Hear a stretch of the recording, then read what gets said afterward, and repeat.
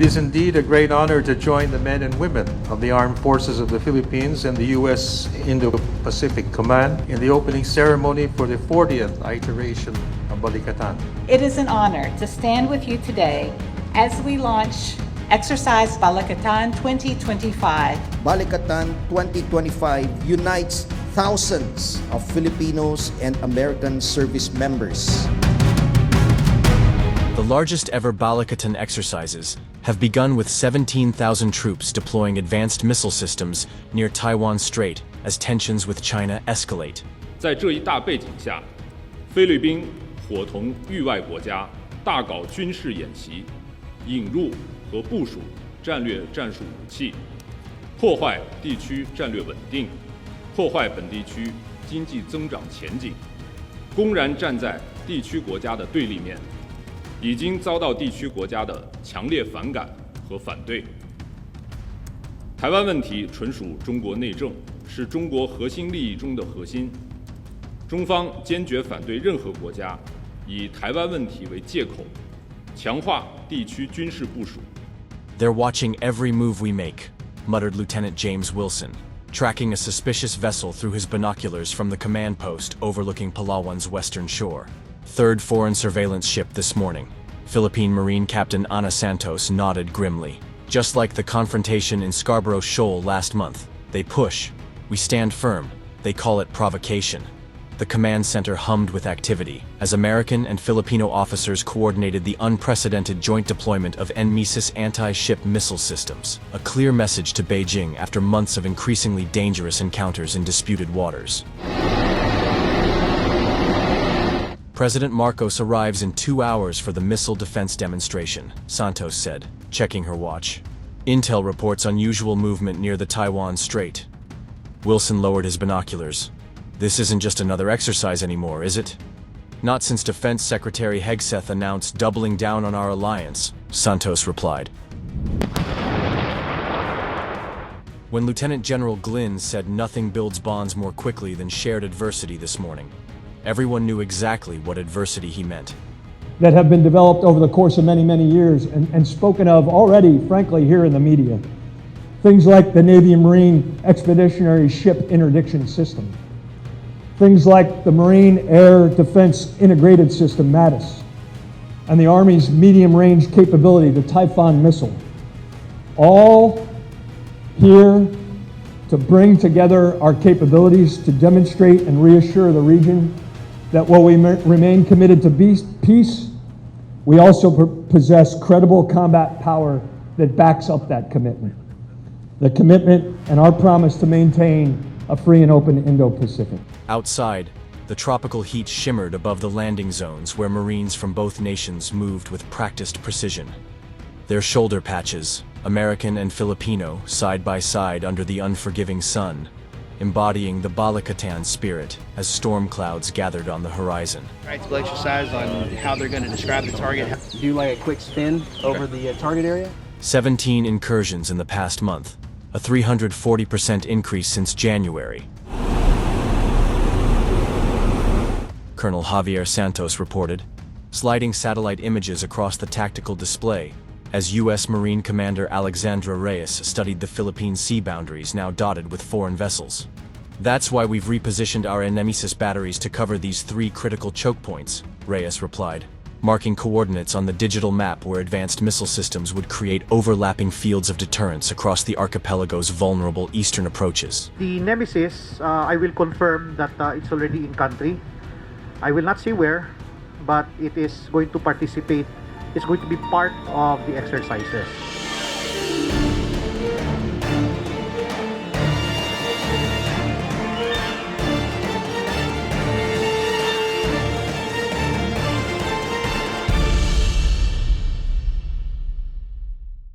Washington just confirmed the additional P-8 Poseidon surveillance flights.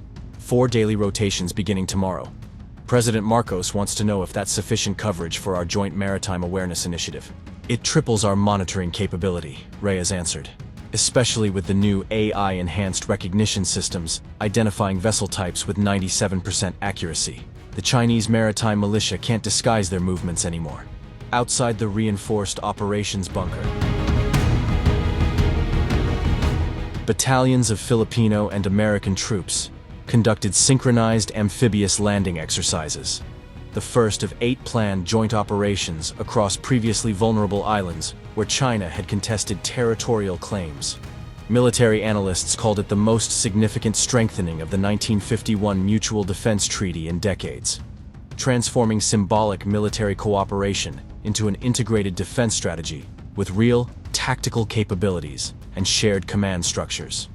FOB Sentinel is operational, Lieutenant Colonel Maria Rodriguez announced, her voice carrying across the command center, where American and Philippine officers track deployment progress on real-time digital maps.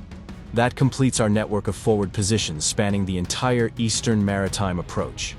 Marine Captain James Wilson nodded, updating status markers on his tactical display. Logistics corridors secured between all 6 locations. Supply chains now operating at 94% efficiency despite the challenging island terrain. The coastal radar integration is complete, Philippine Navy Commander Don Reyes added. Our maritime awareness grid now covers 78% of contested waters with overlapping surveillance zones. Chinese vessels can't approach within 50 nautical miles of our outlying territories without detection. Outside, CH-53 K King Stallion helicopters thundered overhead, ferrying defensive equipment to reinforce the Philippines' westernmost islands, territories previously vulnerable to foreign encroachment due to limited military presence. The Admiral wants an update on the amphibious defense drills, Wilson said, reviewing after-action reports from the morning's exercises. 5th Battalion reduced response time to under 27 minutes, Rodriguez replied. That's a 40% improvement over last quarter's capabilities assessment. The integrated command structure is working. Beyond the command center windows, joint patrol vessels departed for another monitoring rotation through disputed waters. Their advanced electronic surveillance systems capable of distinguishing between fishing boats and disguised maritime militia. In the distance, Marine units practiced rapid coastal fortification techniques, designed to transform vulnerable beach approaches into defensible positions within hours, a capability deemed critical for protecting the scattered island territories that had increasingly become flashpoints in regional territorial disputes. This isn't just about boots on the ground anymore, Admiral Sarah Chen remarked, gesturing toward the holographic display showing defense arrangements spanning the South China Sea. It's about creating an integrated deterrence network that makes aggression too costly to contemplate. The second Typhoon array changes the strategic calculus entirely. Beijing's freedom of movement in these waters drops by 60% overnight. And that's before factoring in our new trilateral exercises with Japan, added U.S. Marine General Michael Torres. Their maritime self-defense forces join us next month for the expanded Balikatan operations. The new security assistance packages for Vietnam, Malaysia, and Indonesia include not just hardware, but comprehensive maritime domain awareness systems. $5 billion in total, with another $3 billion for economic resilience programs. Outside the command center, Filipino and American forces conducted integrated coastal defense simulations, practicing rapid reinforcement scenarios across the archipelago's scattered islands. Once isolated outposts, now transformed into key nodes in an expandable defensive network that could rapidly incorporate Japanese, Australian, and potentially Taiwanese forces in a crisis scenario. 20 years ago, we conducted symbolic exercises, Alvarez said quietly. Today we're reshaping the entire regional security architecture. As dawn breaks over the contested waters of the South China Sea, the joint deployment of U.S. and Philippine Marines represents far more than a routine military exercise. It signals a fundamental shift in regional security dynamics that will reverberate across Southeast Asia for years to come. The establishment of forward operating bases across strategic Philippine islands, coupled with the deployment of advanced Typhoon missile arrays and integrated surveillance networks, has effectively created a new defensive perimeter that challenges long-standing assumptions about power projection in these disputed waters. Our operations span complex joint endeavors, including missile defense, counter-landing live fires, and maritime strike capabilities, alongside humanitarian efforts and infrastructure projects that directly benefit our local communities. as military partnerships deepen and expand to include other key allies like Japan, Australia, and potentially additional ASEAN nations. The strategic calculus has fundamentally changed. What began as bilateral exercises has evolved into a sophisticated multilateral defense framework with diplomatic, economic, and informational dimensions complementing traditional military approaches. The message being sent across the region is unmistakable.